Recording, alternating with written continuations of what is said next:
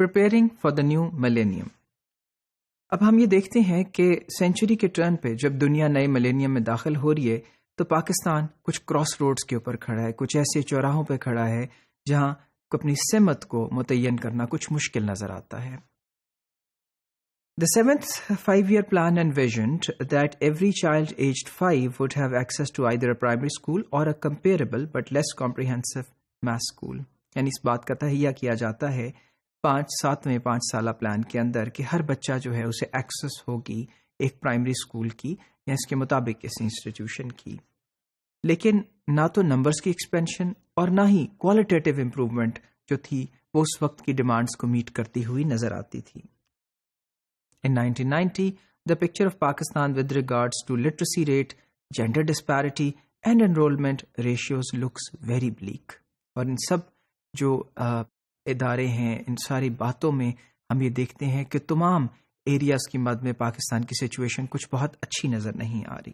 Therefore, there was a dire need for an educational policy that would help in dealing with these challenges. اور ہم یہ دیکھتے ہیں کہ اس وقت ایک ایجوکیشن پالیسی کی شدید ضرورت ہے جو ان چیلنجز کو سامنے رکھ کے ان کا کچھ جو ہے وہ سلوشن نکال سکے. اب ہم یہ دیکھتے ہیں کہ یہاں جو چیلنجز ہیں وہ بھی بہت فرق ہیں پہلے سے، جس میں ایک لٹریسی ریٹ ہے، جینڈر ڈسپیرٹی ہے اور انرولمنٹ ریشیو یعنی لوگوں کا اسکولوں میں داخل ہونا جو ہے وہ بھی ایک مسئلے کے طور پہ سامنے نظر آیا. National education policy of 1992. This policy was another step to streamline the process of education. It was made by assessing the future needs and demands of the country, especially in primary education and adult literacy. اور 1992 کی جو education policy ہے وہ بھی ایک step تھا، ایک ایسا قدم تھا جس میں اسٹریم لائن کی جانی چاہیے چیزیں، اور اس کو وضع کیا گیا فیوچر میں یعنی مستقبل کی نیڈز کو دیکھتے ہوئے جو کہ ہماری قوم اور ہماری ریاست کو درپیش آئیں گی. Primary education and literacy. It was recognized that in order to achieve universal primary education, reduce dropout rates, and fulfill the basic learning needs, compulsory and free primary education has to be ensured. اور یہ دیکھا گیا کہ اگر ہم universal primary education کو achieve کرنا چاہتے ہیں اور ریڈیوس کرنا چاہتے ہیں ڈراپ آؤٹ ریٹس کو اور پھر فلفل کرنا چاہتے ہیں بیسک لرننگ کی نیڈس کو، تو کمپلسری اور فری پرائمری ایجوکیشن جو ہے وہ تمام لوگوں کے لیے جو ضروری ہے اسے ہمیں کسی نہ کسی طرح حاصل کرنا ہوگا. Educational foundations were established at provincial and federal levels to promote the participation of private sector in education. یہاں ایک قدم یہ نظر آتا ہے کہ بہت سی ایسی فاؤنڈیشنز جو ہیں ایجوکیشن کے انہیں ڈیولپ کیا جا رہا ہے پروونشل اور فیڈرل لیول کے اوپر، جس کے ساتھ پرائیویٹ سیکٹر کی پارٹیسپیشن کو انشور کیا جائے.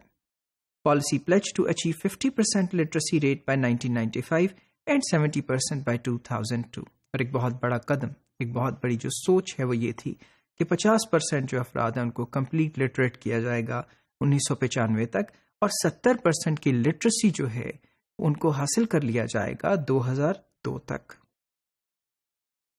Women education.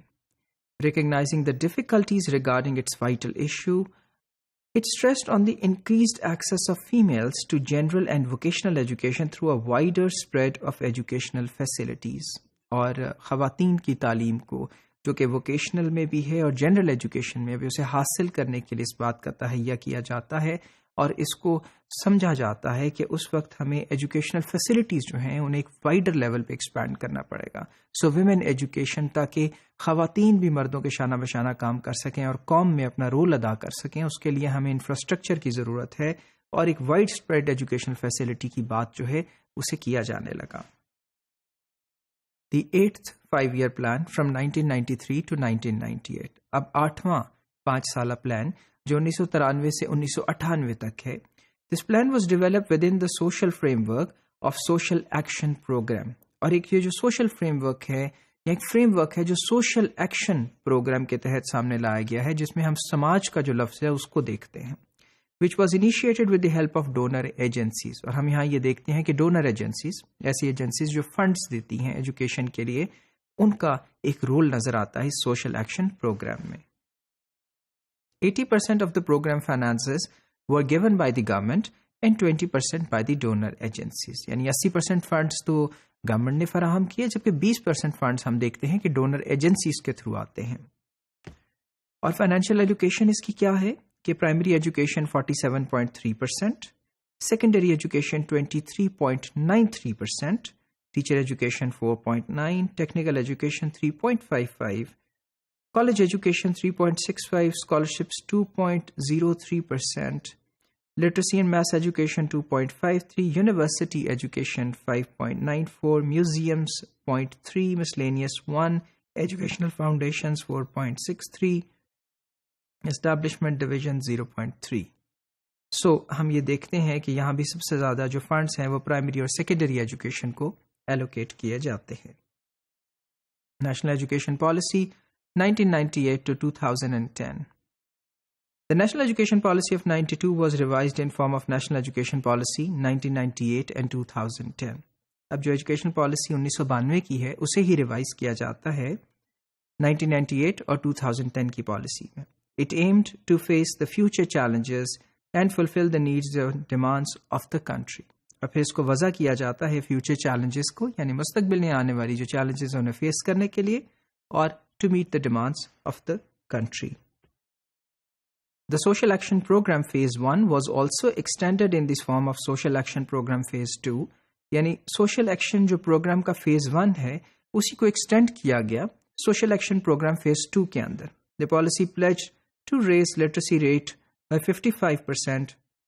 The then current rate was 39%. اور جس وقت یہ فیصلہ کیا گیا تو اس کے پارٹ 2 میں ہم یہ دیکھتے ہیں کہ 39% جو ریٹ تھا، ریشیو تھا، اسے اچیو کر لیا گیا تھا، لیکن 55% جو تھا وہ ٹارگٹ رکھا گیا during the first 5 years and 70% by 2010، اور باقی سالوں میں 2010 تک اسے 70% تک لے کے جانا جو تھا اس کا فیصلہ کیا گیا۔